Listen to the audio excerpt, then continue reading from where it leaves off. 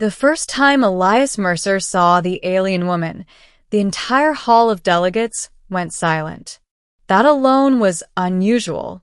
The Interstellar Coalition was a place where silence rarely survived more than a few seconds.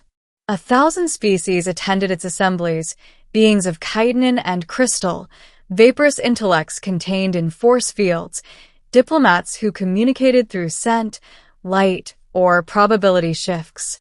Noise, in one form or another, was constant. But when Ambassador Soketh of the Volari entered, sound seemed to retreat. She was tall by human standards, nearly 7 feet, her form slender and symmetrical in a way that felt almost mathematically precise. Her skin shimmered like polished obsidian threaded with faint silver veins that pulsed gently, as if responding to some internal rhythm. Her eyes, 4 of them, arranged in a soft diamond, glowed a muted amber, sharp and unreadable. The Volari were feared, not because they were aggressive. Quite the opposite. They were ancient, powerful, and devastatingly precise. When the Volari spoke, wars ended or began. When they judged a species unworthy, trade routes collapsed, alliances fractured, and civilizations withered under quiet sanctions no one could defy. Humans, relatively new to the coalition, had learned one rule very quickly. Do not offend the Volari. Elias Mercer had missed that briefing. He was a systems engineer by trade, dragged into diplomacy because humans needed technical observers to learn how the galaxy worked. He stood near the back of the hall, uniform slightly rumpled, hands clasped behind him as Soketh took her place at the central dais. The debates dragged on for hours.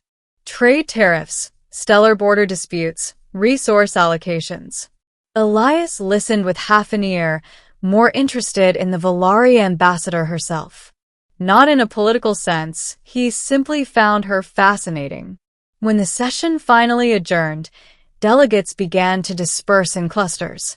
Elias found himself walking the same corridor as Soketh, her attendants floating silently behind her. Without thinking, without calculation, he spoke. "Ambassador," he said, his voice echoing slightly in the polished corridor. "I just wanted to say your presence commands the room. It's impressive." The words hung in the air like a dropped glass. Her attendants froze. Every nearby diplomat stopped mid-step. Soketh turned slowly, all 4 eyes fixing on Elias. Humans nearby went pale. A compliment? To a Volari? Publicly? Directly? Elias felt the sudden weight of attention and belatedly realized he might have made a mistake. I didn't mean any offense," he added quickly. "Just an observation." For a long moment, Soketh said nothing. Then something extraordinary happened. Her silver veins flared bright white.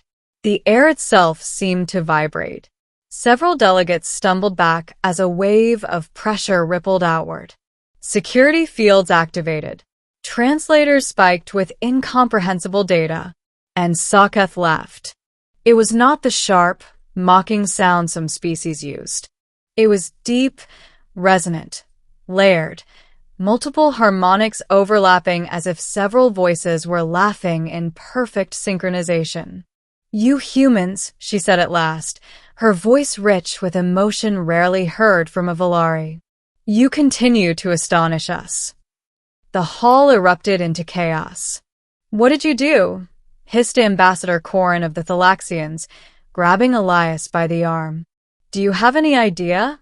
Soketh raised one elegant hand, and silence fell again. "In Volari culture," she continued, "direct personal acknowledgement is forbidden in formal space. To comment on presence, bearing, or aura is intimate, reserved for those who see us as individuals, not forces." She stepped closer to Elias. He swallowed, but didn't retreat. "For 3,000 cycles," she said softly, "no one has spoken to me as you just did." Elias managed a weak smile. "Guess that makes me historically rude?" Her eyes brightened. Historically honest. Word spread faster than hyperspace. Within hours, reports flooded coalition networks. HeGaveACompliment's Volari ambassador survives. Analysts dissected every frame of the interaction. Cultural scholars revised decades of assumptions overnight. The next day, SciFi requested a private audience with a human delegation. Panic followed. Instead of reprimand, Elias found himself seated across from her in a quiet chamber overlooking a blue-white star. "You acted without fear," SciFi said. "Or calculation." "I was nervous," Elias admitted. "I just figured if someone does something remarkable, they should hear it." She regarded him thoughtfully. "Most species fear us.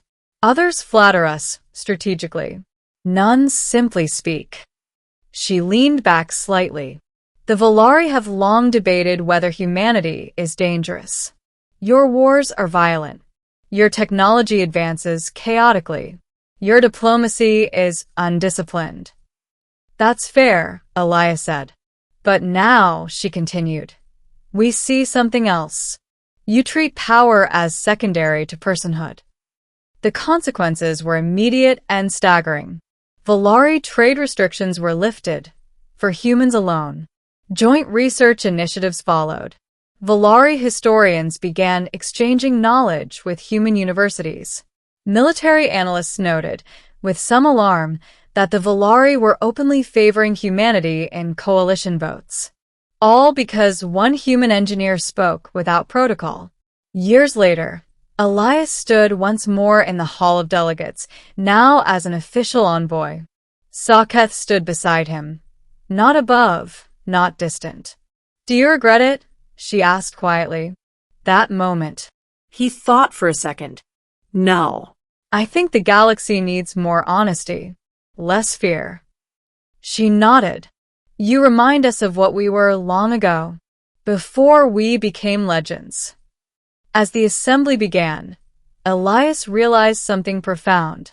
Humanity's greatest weapon wasn't strength, or technology, or even resilience.